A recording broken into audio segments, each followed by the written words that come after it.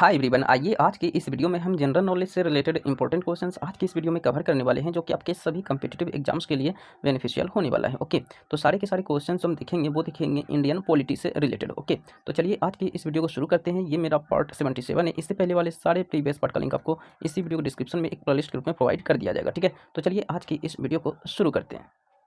Question number first है हमारा, संविधान में राष्ट्रपति शासन का प्रावधान किस अनुच्छेद में यानी किस आर्टिकल में दिया गया है। ओके, तो यहाँ पे 4 ऑप्शंस दिए हुए हैं, आपको बताना है किस आर्टिकल में प्रेसिडेंट के बारे में यानी कि प्रेसिडेंट ऑफ इंडिया के बारे में जिक्र किया गया है, किस अनुच्छेद में, ये आपको बताना है। ठीक है, तो इन 4 ऑप्शंस में करेक्ट आंसर हो जाएगा option number C. Okay, article 356 में संविधान सभा के आर्टिकल यानी अनुच्छेद 356 में राष्ट्रपति शासन का प्रावधान किया गया है। ठीक है, नेक्स्ट है हमारा, भारत का राष्ट्रपति आपातकाल की घोषणा किस अनुच्छेद, संविधान के किस अनुच्छेद के तहत कर सकता है या करता है। ठीक है, तो इस क्वेश्चन का करेक्ट आंसर हो जाएगा हमारा ऑप्शन नंबर सी, अनुच्छेद 352। ओके, तो अनुच्छेद आर्टिकल 352 के तहत भारत का राष्ट्रपति जो है आपातकाल की घोषणा करता है। ठीक है, नेक्स्ट है हमारा, भारत का राष्ट्रपति किसके द्वारा चुना जाता है। ओके,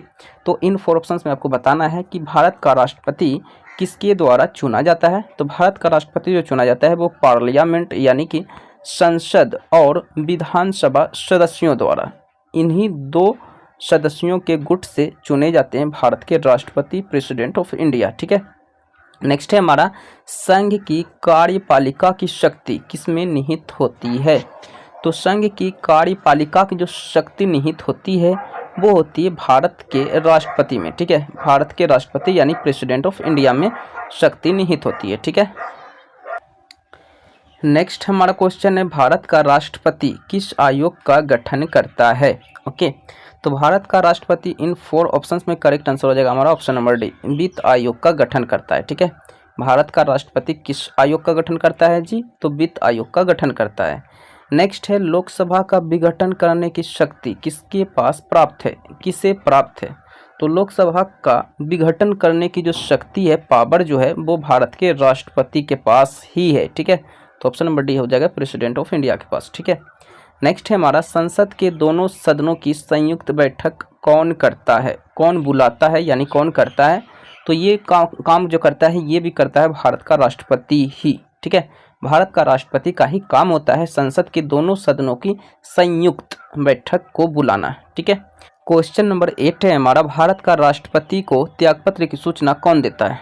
ओके, तो हमारे इस क्वेश्चन का करेक्ट आंसर हो जाएगा ऑप्शन नंबर डी, भारत का उपराष्ट्रपति।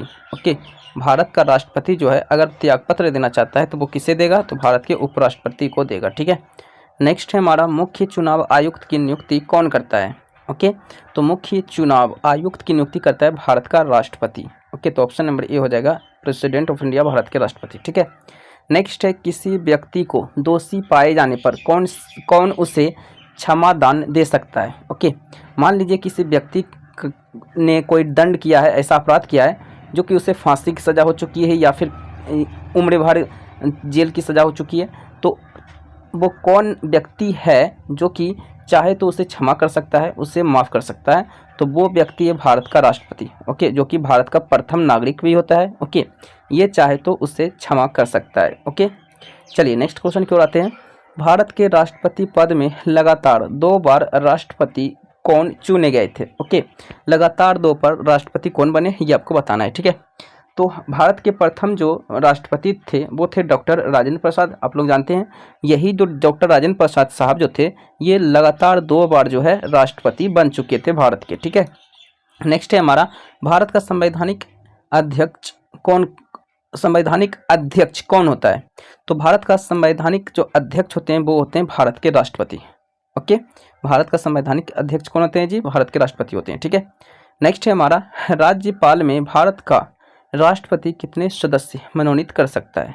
तो ये कर सकता है 12 सदस्य यानी 12 मेंबर को मनोनीत कर सकता है। ठीक है, नेक्स्ट है, किसी राज्य में राष्ट्रपति शासन कितने वर्षों के लिए रह सकता है। तो किसी स्टेट में स्टेट की बात हो रही है। ठीक है, तो किसी स्टेट यानी राज्य में राष्ट्रपति जो शासन होता है वो होता है 3 वर्षों के लिए। ओके, ये कितने वर्षों के लिए होता है जी, तो 3 वर्षों के लिए राज्यों में राष्ट्रपति शासन लगाया जाता है। ठीक है, नेक्स्ट है, राज्यों में राष्ट्रपति शासन की घोषणा कौन करता है? तो राज्यों में राष्ट्रपति शासन की जो घोषणा करता है वो भारत का राष्ट्रपति करता है, ठीक है, जो कि 3 वर्षों के लिए वो जो है उसमें रहता है, ठीक है। नेक्स्ट है हमारा, राज्यपाल को कौन नियुक्त करता है? भारत का राज्यपाल कौन नियुक्त करता है जी? तो ये करता है भारत नहीं बल्कि राज्यों का राज्यपाल, ठीक है, वो नियुक्त करता है भारत का राष्ट्रपति। कौन नियुक्त करता है जी? तो भारत का राष्ट्रपति ही राज्यपाल को नियुक्त करता है। ओके, नेक्स्ट है हमारा, भारत का महान्यायवादी को कौन नियुक्त करता है? ओके, तो भारत का महान्यायवादी को नियुक्त करता है भारत का राष्ट्रपति। ओके, भारत का राष्ट्रपति ही भारत का महान्यायवादी को नियुक्त करता है, ठीक है। नेक्स्ट है हमारा, संघ लोक सेवा आयोग के सदस्यों को कौन नियुक्त करता है? ओके, तो संघ लोक सेवा आयोग के सदस्यों को नियुक्त जो करता है वो करता है भारत के राष्ट्रपति, ठीक है, भारत का राष्ट्रपति नियुक्त करता है। ओके, नेक्स्ट है हमारा, भारत के द्वितीय यानी दूसरे नंबर पर राष्ट्रपति कौन बने थे? तो भारत के दूसरे नंबर पर जो राष्ट्रपति बने थे वो बने थे डॉक्टर सर्वपल्ली राधाकृष्णन, ठीक है, डॉक्टर सर्वपल्ली राधाकृष्णन जो है ये दूसरे नंबर पे भारत के राष्ट्रपति बने थे, ठीक है। नेक्स्ट है हमारा, डॉक्टर APJ अब्दुल कलाम, आपने नाम सुना ही होगा, मिसाइल मैन के नाम से जाने जाते थे। ओके, और जाने जाते रहेंगे हमेशा, ठीक है। तो ये थे भारत के राष्ट्रपति भी बन चुके हैं हमारे भारत के, ठीक है। तो इनका निधन ये इनकी मृत्यु कब हुई ये आपको बताना है, ठीक है। तो इन 4 ऑप्शंस में करेक्ट आंसर हो जाएगा हमारा ऑप्शन नंबर ए। ओके, 27 जुलाई 2015 को डॉक्टर APJ अब्दुल कलाम की जो है मृत्यु हुई थी, ठीक है, doctor APJ Abdul Kalam. Okay, तो यहाँ पे APJ का फुल फॉर्म क्या होता है? अबुल फकीर जैनुल आबदीन। ओके, इनका फुल फॉर्म होता है, ठीक है।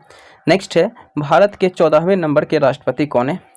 वो कौन सा राष्ट्रपति है जो कि भारत के 14वें नंबर पे राष्ट्रपति बने थे? तो वो थे रामनाथ कोविंद। ओके, रामनाथ कोविंद जो बने थे, ओके, भारत के राष्ट्रपति क्या बोलते हैं, अभी कौन है? अभी द्रौपदी मुर्मू है। ओके, द्रौपदी मुर्मू से पहले रामनाथ कोविंद थे भारत के राष्ट्रपति। ओके, तो ये जो है 14वें नंबर पे राष्ट्रपति बने थे, ठीक है। और द्रौपदी मुर्मू जो बने हैं ये 15वें नंबर पे बने हैं, द्रौपदी मुर्मू, ठीक है। नेक्स्ट है हमारा, भारत के राष्ट्रपति पद का गठन किसके द्वारा किया गया है? तो भारत के राष्ट्रपति का गठन किया गया है संविधान सभा द्वारा, ठीक है। भारत के राष्ट्रपति का गठन किसके द्वारा किया जाता है जी? तो संविधान सभा द्वारा किया जाता है, ठीक है। नेक्स्ट है, संविधान के भाग 1 में किसका वर्णन किया गया है? तो संविधान के भाग 1 में पार्ट 1 में वर्णन किया गया है संघ और उसका राज्य क्षेत्र का वर्णन, ठीक है, संघ और उसका राज्य क्षेत्र के बारे में वर्णन किया गया है, ठीक है। नेक्स्ट क्वेश्चन की ओर चलते हैं। नेक्स्ट है, अनुच्छेद 2 किससे संबंधित है? तो अनुच्छेद 2 संविधान के अनुच्छेद 2 से संबंधित है, वो है वर्तमान राज्यों के क्षेत्रों, सीमाओं या उनके नामों में परिवर्तन, इसी से संबंधित है अनुच्छेद 2। ओके, नेक्स्ट है हमारा, भारत के संविधान भाग 2 में किसका वर्णन किया गया है? तो भारत के संविधान भाग 2 में वर्णन किया गया है नागरिकता के बारे में, ठीक है, नागरिकता के बारे में वर्णन किया गया है संविधान के भाग 2 में, पार्ट 2 में, ठीक है। नेक्स्ट है, भारत के संविधान भाग 3 किससे संबंधित है? तो भारत के संविधान भाग 3 ये संबंधित है मौलिक अधिकार से। किससे संबंधित है जी? तो ये मौलिक अधिकार से संबंधित है। ओके, नेक्स्ट है हमारा, मौलिक अधिकार का उल्लेख संविधान के किस अनुच्छेद, किस आर्टिकल में किया गया है? तो मौलिक अधिकारों का उल्लेख किया गया है अनुच्छेद 12 से 35 के बीच। इन्हीं अनुच्छेदों में जो है मौलिक अधिकार के बारे में वर्णन यानी डिस्क्राइब किया गया है, ठीक है। नेक्स्ट है, संविधान के भाग 3 को क्या कहा जाता है जी? तो संविधान के भाग 3 को भारत का अधिकार पत्र कहा जाता है, ठीक है, भारत का अधिकार पत्र कहा जाता है संविधान के भाग 3 को, ठीक है। नेक्स्ट है, समानता का अधिकार का उल्लेख संविधान के किस अनुच्छेद में किया गया है? तो इस क्वेश्चन का करेक्ट आंसर हो जाएगा हमारा ऑप्शन नंबर ए। ओके, अनुच्छेद 14 से 18 के बीच जो है समानता का अधिकार का उल्लेख संविधान के आर्टिकल 14 से 18 के बीच किया गया है। ओके, क्वेश्चन नंबर 30 है हमारा, स्वतंत्रता का अधिकार का उल्लेख संविधान के किस आर्टिकल, किस अनुच्छेद में किया गया है?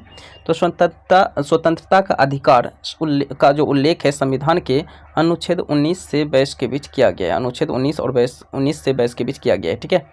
तो आज की इस वीडियो में मैंने जनरल नॉलेज से रिलेटेड जो कि इंडियन पॉलिटी से रिलेटेड थे, मैंने इंपॉर्टेंट क्वेश्चंस मैंने कवर किए हैं जो कि आपके सभी कॉम्पिटिटिव एग्जाम्स के लिए बेनिफिशियल होने वाला है, ठीक है। तो आज के लिए इतना, वीडियो को लाइक कर, चैनल को सब्सक्राइब करें। मिलते हैं नेक्स्ट